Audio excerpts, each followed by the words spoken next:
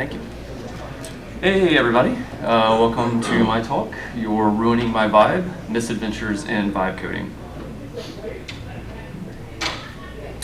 I'm Josh Summitt. I'm an AppSec engineer. I've got over 18 years experience working in the field, founded 2 cybersecurity startups. I'm also the developer of OAuth's Faction, which is an open source pen testing and reporting and collaboration tool. And yeah, I'm really into modular synthesizers as a fun fact. So if anybody else is into that, like, let's talk later. We'll be best friends. So yeah, what is vibe coding? I think probably the best way to demonstrate this first is just to do a live demo.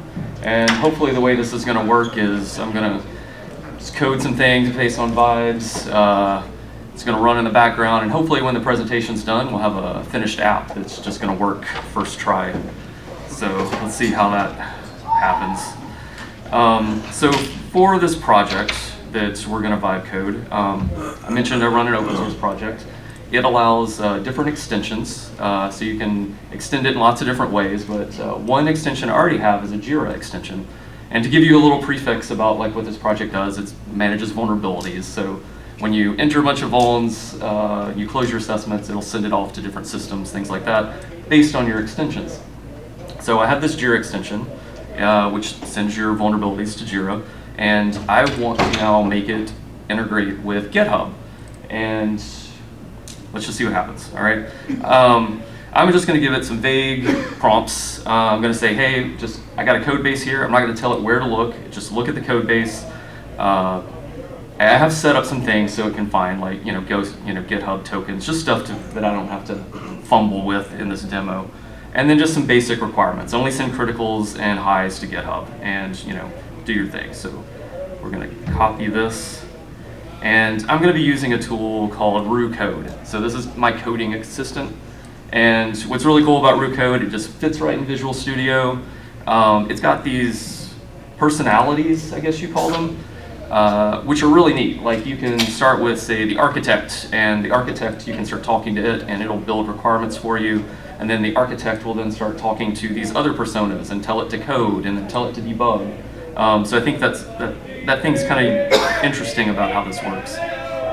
But yeah, I'm gonna put this in here, and I'm just gonna use the coding personality, and hopefully it's connecting to the internet and it's gonna think and do some things. And once I'm kind of happy that it's doing its thing, I'm gonna move on. Okay, yeah, let's just go with that and see what happens. All right, back to the presentation. So what did I do? Well, I just kind of wrote some code just by chatting with the bot, vibes and feelings, right? The chief scientist for OpenAI sort of defined this term and basically said, it's just communicating on like the vibes of the code. Like you're just going to send it some random things or ideas of what you want to build, and you're going to kind of forget that the code exists and just let the AI do its thing. Don't worry about it too much. So that's what we just did. There's no planning, just shipping. So I've been on Reddit a lot on like RSAS, and there's a ton of guys that are like, hey, I found out about this cool tool and I just built my SaaS in a weekend and now I have 1 million ARR. That's impressive, but you're not really building a enterprise-ready app in a weekend, even with vibe coding. They're just not that good. Testing. I mean, do we need tests with AI? I mean, they're not gonna make the same like grammatical errors and like things that humans are gonna make, right? And since it's doing everything, let's just ship to prod. I mean, what could go wrong? So, it's a feature. It's totally a feature. So here's sort of a story about how this kind of all went wrong. It's probably one of the most, devastating stories, I guess. Saster was a company they were doing some vibe coding for all of their tools, and they're just going with it, trusting the AI, and it deleted their entire production database. And I don't know about you guys in ops, but this would be like a bad day. Like this would be really bad. Hopefully they didn't vibe code their backups. Another example is like the T app that got a lot of attention. This app was built very fast, in all intents and purposes. That's successful use of vibe coding. They got over 200,000 users. Unfortunately though, there was some pretty obvious glaring holes in this app. There was a development backend they had exposed that was really easy to find. That hackers were able to look into the backend. This development interface was not supposed to be in production. It's supposed to be just developer-centric, and had exposure to all of the API keys on the backend. And I think through this, they were able to get to sort of the S3 and buckets and all things like that. Overall, they exposed 200,000 users' personal data and over 72,000 selfies for these users who were just sharing information.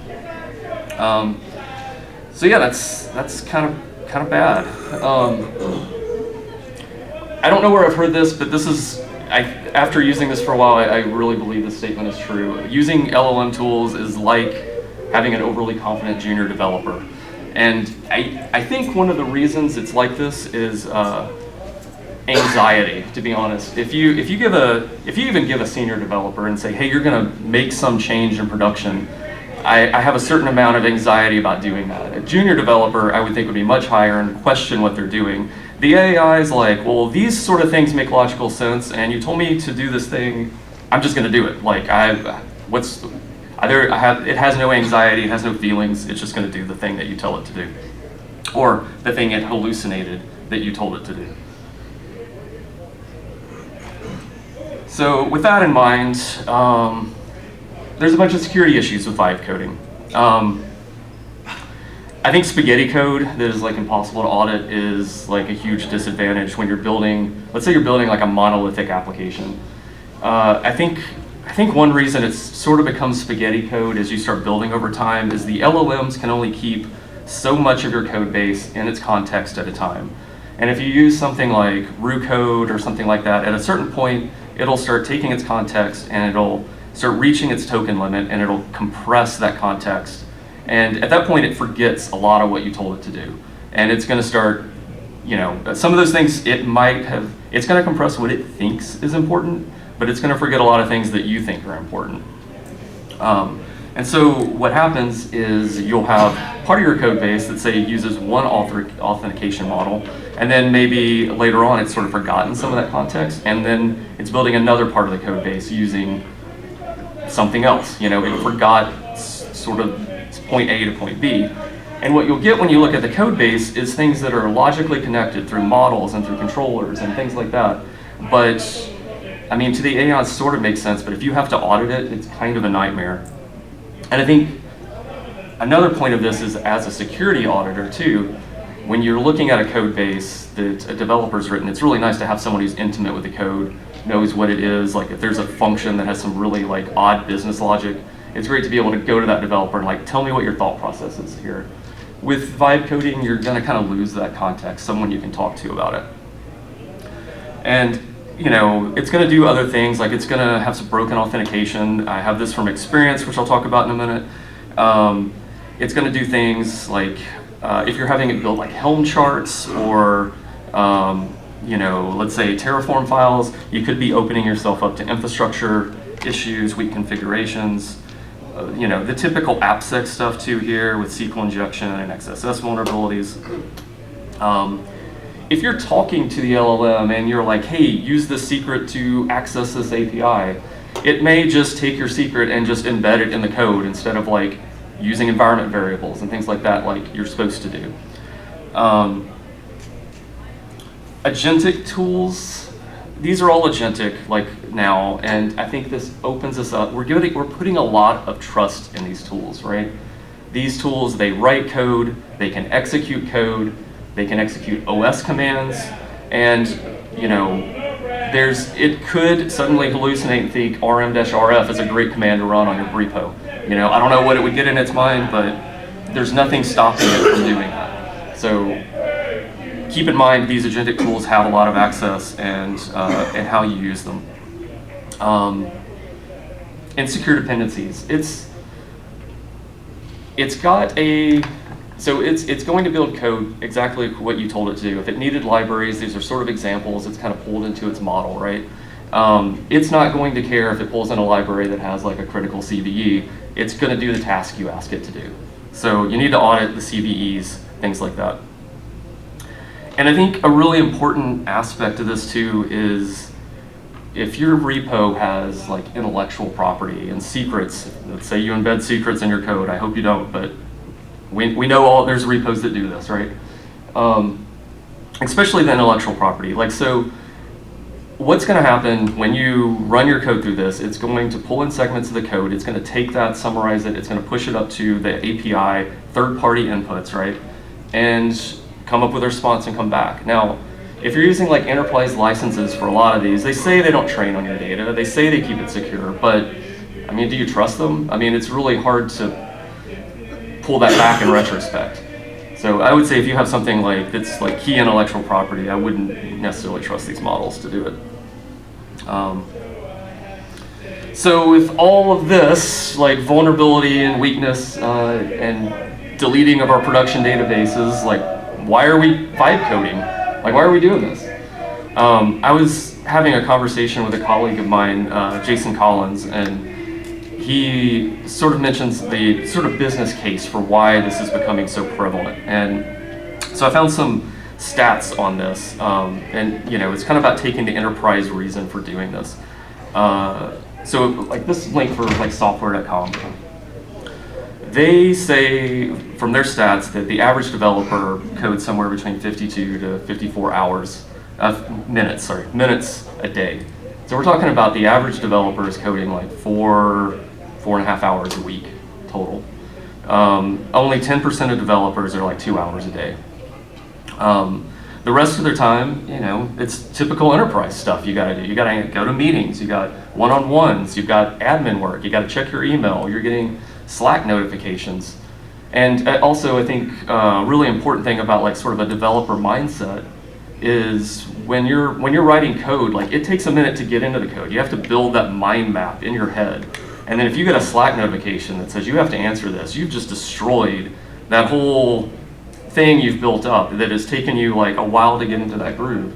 And now you've been disturbed. It takes you probably, I think they say on average, takes you like an hour to get back into that mindset. So that's more time that's just kind of wasted. So that's why these agentic tools are so powerful and are really helpful for developers at this point. I mean, the AI agents can really do all of the low-level scaffolding pretty well. You know, if you want to start an app that's like, you know, simple framework, REST app or something like that, it can build all the scaffolding for you, saves you so much time from doing that. Boilerplate text, just sort of common things, junior level tasks, right? It's going to handle that. And I think this really frees up developers, especially senior developers, for more critical thinking. They don't have to keep these sort of low-level tasks in their head. A lot of that mind map stuff they can pull out and really think about the architecture, how we're going to scale this, like, does this feature make sense? Really focus on requirements. Okay, so now we're going to get into my experience with vibe coding. I went through all the range of emotions with this, right? Like, if you asked me a year ago if people would be like vibe coding full apps, I would say no. There's no fucking way. The tooling wasn't there. The models weren't generating very good code. Not at least, and I don't consider myself a great developer, but they just weren't developing what I would develop, right? And then about a year ago, or earlier this year, I got exposed to Roo code, and obviously the models have gotten better over the last year. And at that point, I started kind of drinking the Kool-Aid, if you will. Like, my first experience, I just put in some random grammatically incorrect prompts, and it started building applications, like very complex stuff. And at that point, I was like, oh my God, I can build anything. I could build something that like could rival Google, okay? Like, this is gonna be awesome. These are super naive thoughts as I got into this. So let's talk about my first project. Okay, so this took me about 2 weeks to build. My idea was I was going to build a really complex monolithic project. It was going to have a REST backend, it was going to have a React front end. It was going to be beautiful. After about 2 weeks, I spent about $250 arguing with this thing. What it built was amazing. Like, it built a ton of stuff, and it looked beautiful. Like, it looked amazing, like better than anything I'd ever built before, until I started using it. And then when I started using it, I just noticed this thing was critically broken in ways that just did not make sense. Like, in ways that are also, going back to the spaghetti code thing, were just really hard to debug manually and all that. It was vulnerable to a ton of stuff. There's parts where it had built endpoints that were supposed to be secure that forgot to add, like, this, you know, the authentication and authorization, stuff like that. And here's sort of an example of a typical argument I had with my LLM, where I was like, hey, this pagination on this page is like, it's borked. Like, can you do something about it? And it's like, I have found the problem. Like, we got this fixed. I've run all the tests. It's awesome. And I'm like, okay, it's not fixed. Like, and maybe you should check in these spots here. You know, maybe take a look over here. Again, same sort of scenario. They're extremely excited about what they've done for you and very overly confident that they fixed all the issues and tested all the scenarios. And after a certain point, I just started saying, nope. No, I got tired of explaining it. I was like, it's still not working. It's still not working. And at some point, I don't know if you can see the screen, it's hard to see, but it finally relents and says, well, maybe I should have a more comprehensive testing framework. And I'm like, thank you. And it actually fixed it at this point. But this was probably like 45 minutes of me arguing with it, making changes, coming back. I have no idea what it changed, but I couldn't tell anything had actually changed. Yeah, it was more spaghetti, more stuff to like probably dig through. I could have probably fixed this bug in 30 minutes, but at this time I was like, I need to figure out how to do this. I had this idea that I could do this without writing a single line of code or without touching the code base. I wanted to prove this out, that it could be possible. And it wasn't. So I basically eventually scrapped this project and started it all over again because it got too complicated. Yeah, it was just too broken. But what did I learn from doing this? So let's say you do want to build a monolithic application eventually. Starting from scratch, I start small. Like I said, the LLMs, they have a limited context of what they can keep. They can put a lot of your code base in, they can do a lot of reasoning, but what they can keep in context and in tokens is still, you know, it's not unlimited, right? So if you're gonna start from scratch, I would say start with one feature that you want to build and say like, hey, I want to build a backend REST API that handles authentication. And that's like one feature we're going to focus on for now. And make sure that feature works. Like you can just iterate on that. It'll be easier to understand. You know, it's much easier to comprehend. Another thing is ideate on your requirements, like with another LLM. This actually I found to be really powerful because like I can't spell for shit and my grammar sucks. So I could just go into the other thing and say like, hey, this is what I want to build, and these are the requirements. Help me figure out the requirements. Help me figure out my tech stack, and it would come up with very verbose requirements for like what a REST API should be, what kind of like authentication you should have, and I could augment it and say like, I want to use JWTs and whatever, and come up with this document that I can then copy and paste and send to Code, and it'll build much more accurately what I want to build. Much like the more specific you can be, the better it's going to be. And also that part about grammar issues is the LLMs, like they have a reasoning component that kind of happens in the background. But this reasoning component is, you know, you're basically kind of like wasting processing power. It now has to take your bad grammar and your bad spelling and try and reason what it is you're trying to build. Yeah, if you could just iterate it with another LLM and fix all that stuff, you're going to get much better results. Yeah, I kind of said this before, define your tech stack, choose something you're familiar with too, because eventually you're going to have to support this thing. And then also check the forums. What I've found is, especially with things like Code, like you can set up a different LLM for coding, for debugging, for architecture.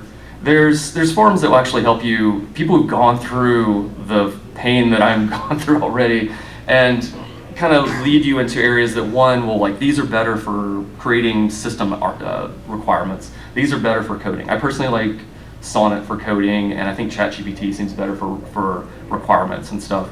But doing this, you'll actually save money because they'll be better at doing that specific thing. And then also what happens right now is going to be different. I mean, these are changing so fast. In 3 months, what's great for coding could be something completely different. DeepSeek or something.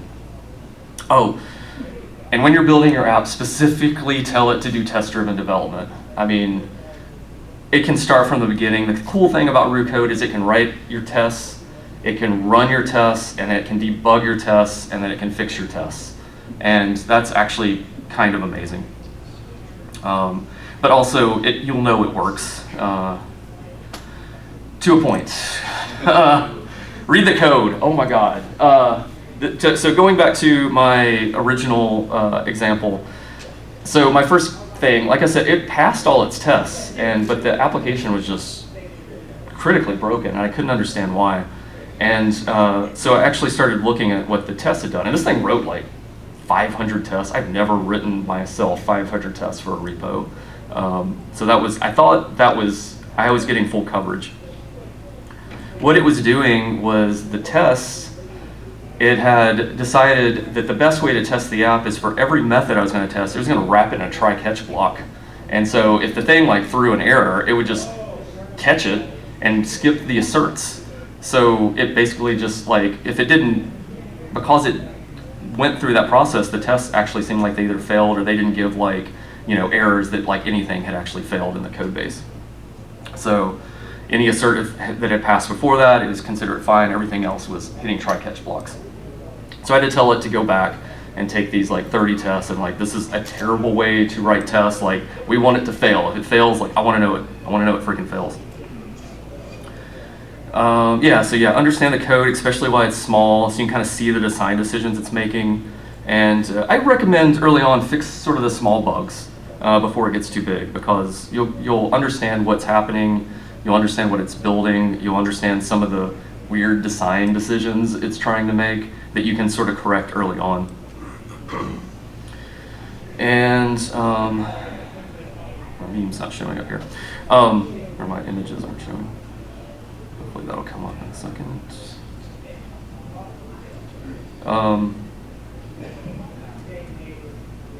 Give me one second. Let's try and reload this.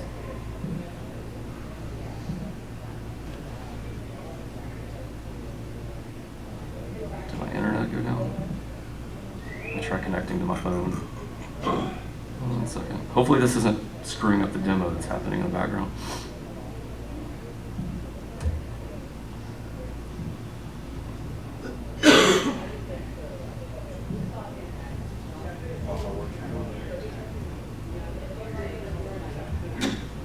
Okay, here we go. This is something I found out after I started doing this, that you can write custom rules that I think Claude supports this, root code supports this, Cursor supports this as well. Windsurf too. Windsurf, okay, yeah. This is super powerful. That thing I sort of mentioned before where it condenses context and forgets what you tell it, this is something so it can always remember what you're telling it. You can say like, I have these coding guidelines, like if I'm Python, I want to use tabs, not spaces or whatever, things like that. You can write your own security guidelines, and here's so you can sort of put your own application security into the models as it's coding, and every time you ask it a prompt, these sort of get like referenced. If you are like an enterprise team that's just getting into your teams are just starting to vibe code, I'd recommend start getting a set of these to give to your app teams. Things that you want for like security requirements for your coders. I've created a few here that I wouldn't say these are the best. This was like me just starting to iterate, on this. But one of the rules is like you're a security-aware developer that strives to prevent security weaknesses. Follow these security best practices. Things like always write a test when you're building a new feature. When adding a new library, try to use the latest versions. Do not include libraries with critical vulnerabilities. Things like that. You can kind of go down a list of things that can help this thing actually write better secure code. A few things that you don't necessarily have to worry about as much. And one of the things too, and maybe Windsurf, is that what it's called, Windsurf? Windsurf. Yeah, maybe it does the same thing, but like, are there different modes in that one as well? Same. Yeah. So you can actually set mode, I don't know if you can see it, but there's like this mode thing here. These are rules that will be applied just to that mode. So if you have an architect, the architect will only use these rules. The debugger will use these rules, coder, you get the picture. And taking out of the development side of things, let's say you're, a security engineer, I do a lot of code assessments, right? And you can actually use these LLMs to help you find like weaknesses in code. It's actually super helpful. I mean, they're not gonna replace your like all of your SAST and DAST tools at this point, but you know, if you've never seen this code base before and you've been given like this mono repo with like that's been developed over the last 20 years, you can ask it like, where should I focus my assessment on this? Like, what kind of data is in this repo? It can sort of see the repo, do some queries, try and find things that it thinks you should focus on. If you get to a complicated sort of code block, Copilot can actually do this sort of okay. You can select that code block and actually say, tell me what this does. Like, I don't quite understand this business logic. I don't quite fully understand what they're trying to do here. Tell me what happens. How would I abuse this as an attacker? You know, things like that. I mentioned the sort of SaaS tools for a second, but let's say say your SaaS tools report like a critical dependency or a library that comes into your code base. A lot of times those dependencies are like translative, they come from Java, you're not actually using it in your code or anything. You can ask it, does this actually look like it's called anywhere? And if it does, then you actually have a starting point to create a POC, you know, to try and attack the code base. Yeah, you could even ask it to, so I got mixed results with this one. Like, you can try and ask it to create a threat model. I mean, it's gonna do it. It's a good place to start, you know, but I think it will get better later on. But again, sometimes it's just getting started is the hard part. So get it to set a baseline for a threat model, and then you can use your own expertise to expand on it. All right, let's check on our demo. Let's see if this thing actually works. All right, let's see. Oh, it's still running. I think it lost connection at some point. Okay, well. Can we see what it did do? Yeah, it looked like it hasn't got past the thinking stage. It hasn't written any code at this point.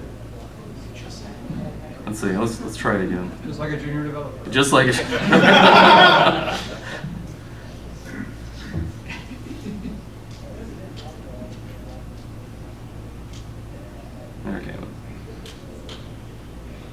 Okay, well, I'll continue with the presentation, and then maybe at the very end, our demo will be done.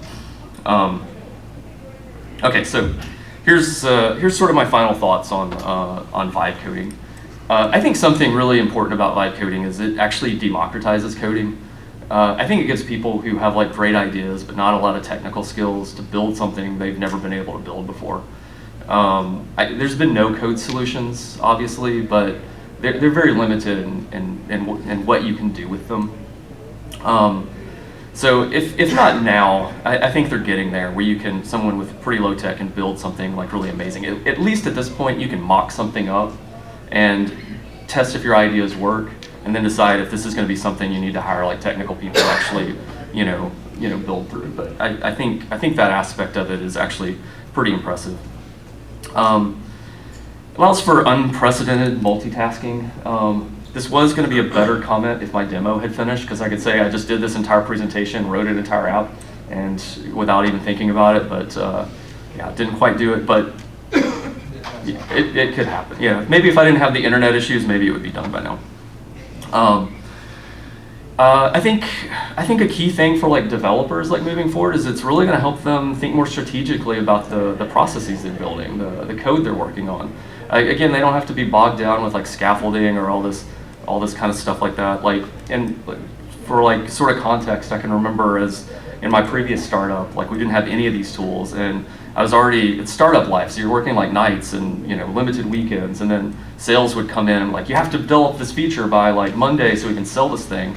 And if I had tools like this to take, I mean, just getting the scaffolding out to build that feature would just like stress me out.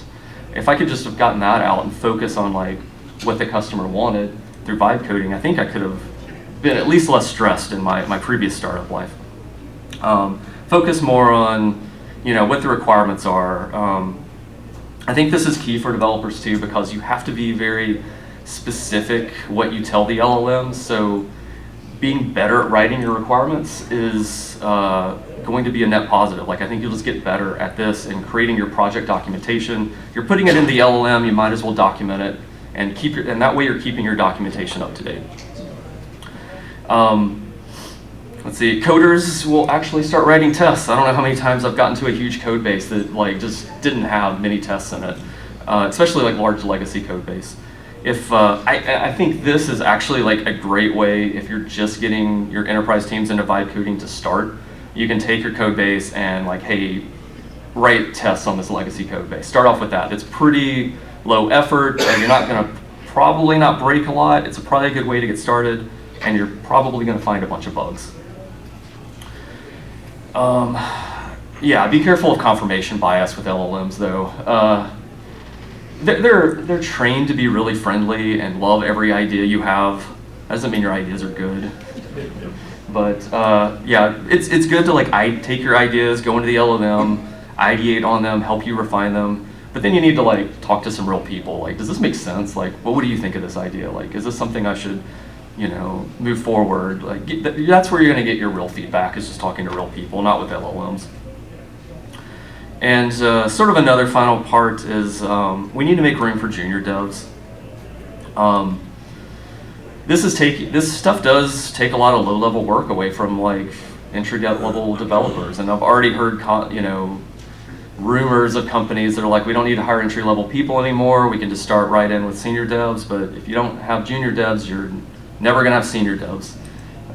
So you got to start somewhere. I don't really know what the solution is for this. I think it's usually having the junior devs like maybe ideate on writing the requirements more, starting the code, doing all the debugging. But I don't have strong feelings about this, but I just know it's something we need to think about. And fun fact, I vibe coded this entire presentation. So I just got into Riplet and gave it like my bullet points and told it where to put things, and it even comes back and says, hey, that's a brilliant meta moment that you did that. Hence the comment about confirmation bias. Okay, yeah, so that's my talk. Any questions? Oh yeah, let's see if this thing actually did the thing. It's still running. Now it's trying to delete a file. That sounds fun. That sounds exactly what I asked it to do. Let's see. Yeah, yeah. Wait, hold on. It looks like it did it. Wait. Maybe it did. Hold on. Usually it gives me a confirm. Oh wait. Oh, I didn't scroll down far enough. Okay. All right. Hold on. Let's see.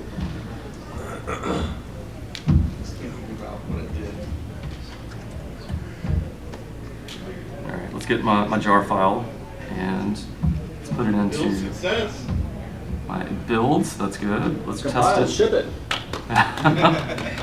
Send me a check.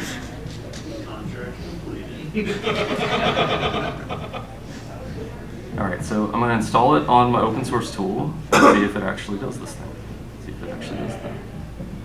Let's see, so I got this demo, target, your extensions. Okay, cool.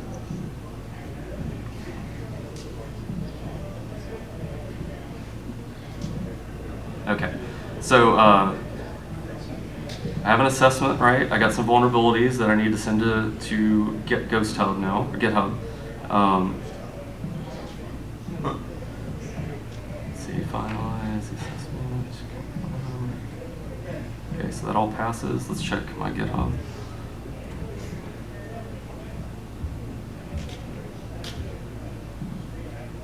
See if it actually, oh, it created 3 issues. Look at that. It works. Wow. Yeah. Nice. Yeah. So yeah, my multitasking comment actually did apply, so yeah. All right, cool. All right, well, thank you guys, unless there's any other questions. Can you put your contact back up? Oh yeah, sure. Wait, where's my, yeah, so that's me. Like you can, probably should put more of my, you can find me through there, or like my GitHub. I'm also like null operator is my handle, and you can find me on Blue Sky and info exchange on Mastodon. any Memphis-based security groups you like? Oh yeah, and we're part of a Memphis-based security group. We meet the first Friday of every month. So if you're heading to Memphis or want to come check out our MemSec group, yeah, come check us out. Oh yes. Sir. So for what it's worth, I can confirm your rumor. So our shop, we have 580 developers. Yeah. We no longer hire juniors. Oh, really? Seniors are the lowest thing we bring in. Yeah. Our current estimates are about 30% more productive under this. Yeah. I guarantee you this means we'll be 30% less developers down the road. Yeah, exactly. And you know, the funny thing about this is it isn't perfect yet, but the rate of improvement has been so dramatic. Yeah. You know, even trying